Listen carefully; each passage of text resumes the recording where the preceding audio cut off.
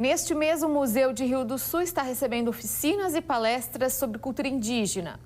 Para saber mais, convidamos então a Kátia Dagnoni e o Jonas Felácio Júnior, que são historiadores e também proponentes dos dois projetos. Então, bom dia, sejam muito bem-vindos. Bom dia, obrigada pelo convite, E nossas atividades estão bastante interessante, já tem um público de estudante e professores bem significativo, A gente percebe a procura pelas atividades, Então, estamos à disposição, ainda tem uma agenda, a ser preenchida. E dizendo, que essas atividades, elas são justamente para a gente refletir, a questão indígena, o povo originário aqui da nossa região, e onde a gente faz todo um contexto histórico, todo um contexto histórico e a visitação, que é um dos objetivos principais, no acervo do Museu Histórico. Então, são dois projetos, o da Kátia e o do Jonas. Então, primeiro, Kátia, fala para a gente sobre a tua oficina, como é que ela funciona e para que público ela é voltada? A Oficina Cultural Indígena é para o ensino fundamental. Ela é uma conversa, com os estudantes, onde a gente faz a abordagem histórica, desse período e desse espaço, territorial, que é no Alto Vale do Itajaí. E, após, a gente faz essa visita na Sala Indígena. A Sala Indígena é um projeto novo do Museu Histórico, onde a gente fez todo um projeto museográfico voltado com esse acervo, com esses artefatos indígenas, que é o material lítico, o artesanato, esse material lítico que são as pedras que serviam como ferramentas indígenas, desde a mão de pilão, as machadinhas, também as lanças, as pontas de projétil, que são as pontas também de lanças e das flechas em pedras, o artesanato confeccionado hoje pela comunidade indígena, como uma forma econômica. Então, nós temos dentro dessa oficina indígena, então, esse contexto histórico e essa conversa, com os estudantes e com os professores, onde eles fazem as perguntas, recebem o retorno tanto do palestrante, como o nosso convidado indígena da terra indígena Ibirama-Laclanô, que ele faz esse contexto e responde esses questionamentos também dos alunos. Tem a participação também, então, de um indígena. Isso, tem a participação de um indígena, que torna a atividade também bastante interessante, Esse conhecimento que ele tem tanto da história, que ele é um historiador pesquisador da história do Alto Vale do Itajaí, da história e cultura indígena, e também retrata a atualidade, da comunidade indígena, como estão vivendo hoje. Jonas, e o teu projeto, então, ele oferece palestras. Isso, bom dia, obrigado pela oportunidade de participar. Isso, as palestras são muito importantes e interessantes porque agregam conhecimento de história, de cultura, a memória da nossa região. Conversávamos hoje de manhã com os estudantes.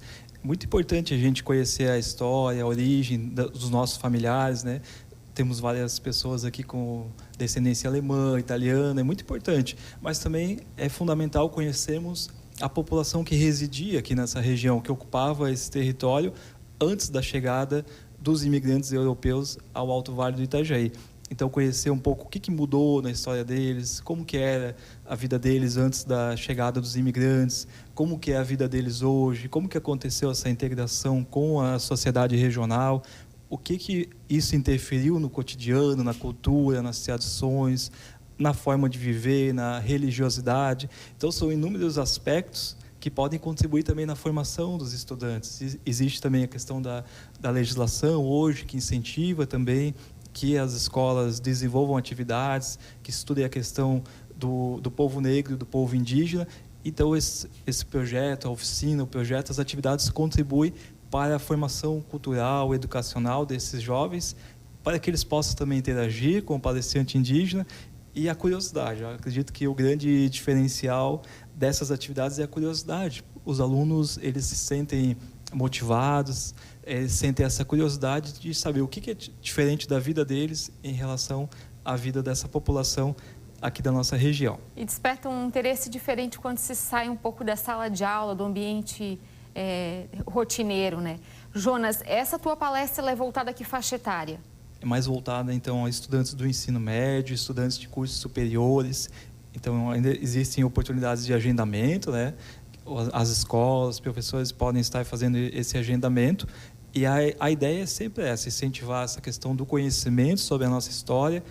Ainda é muito recente esse processo de imigração, né? Rio do Sul comemorou 130 anos de colonização 7 de setembro, né, do ano passado, 2022. Então, existe essa possibilidade ainda de termos, da mesma forma que tem os bisnetos, tataranetos de pioneiros europeus, existem também os bisnetos, os tataranetos de indígenas que são descendentes daquelas pessoas que viveram na época, né, que aconteceu todo o aldeamento, todo esse processo histórico que envolveu a população originária aqui da região.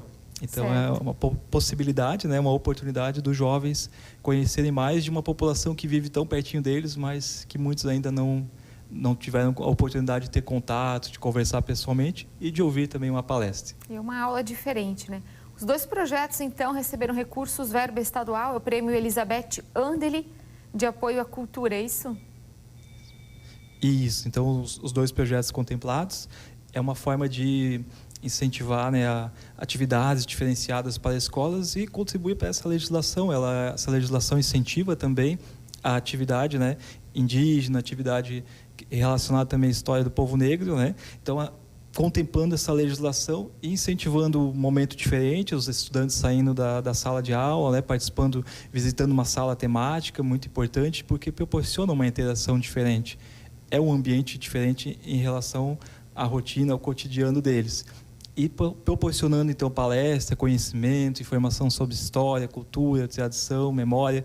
Acho que quanto mais a gente conhece sobre o outro, sobre as outras populações, as outras etnias, acredito que existe uma possibilidade de haver um respeito maior, de se respeitar as diferenças, de se respeitar o que é as diferenças culturais, os valores, e podemos todos conviver em harmonia, que é muito melhor assim. Com certeza. A desinformação sempre prejudica, né? As relações, enfim, tudo. Kátia, os 2 projetos, então, são executados no museu. Queria que você falasse um pouquinho sobre agendamentos e até quando dá para fazer esse agendamento. Inclusive, tem palestras e oficinas acontecendo à noite, né? Isso. Ainda tem espaço para agenda, né? No período tanto vespertino, matutino e noturno. Então, a gente solicita que as escolas, né, façam suas reservas, né, pode ser pelo telefone do Museu Histórico, 3522-6746. E lembrando também que a palestra indígena ela tem a doação para o professor de artesanatos indígenas, né? Então, justamente para o professor dar continuidade a essas atividades nas escolas. Legal. Né? Então, a gente fez a aquisição na própria terra indígena, né? Entramos em contatos, eles confeccionaram para essa atividade, né? O chocalho e colares, né? Que a gente está fazendo essa doação para as escolas, né? Para os professores.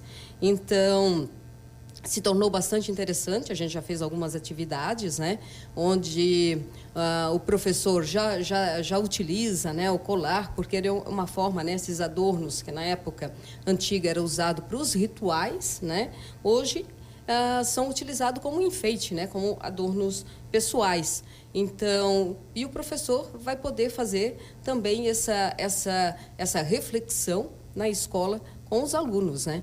Do que o chocalho é confeccionado, os colares, né? Então, até mesmo nas nossas atividades, a gente já faz esse contexto, né? Juntamente com o indígena, ele passa para o professor, né?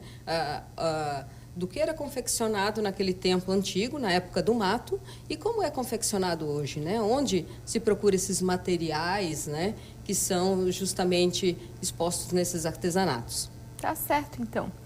A gente reforça o convite, então, a agenda aí para o mês de maio, oficinas e palestras sobre história e cultura indígena. Jonas, Kátia, a gente agradece por terem aceito o nosso convite para falar um pouquinho sobre esse projeto tão bacana que é realizado aqui em Rio do Sul. Obrigado pela oportunidade.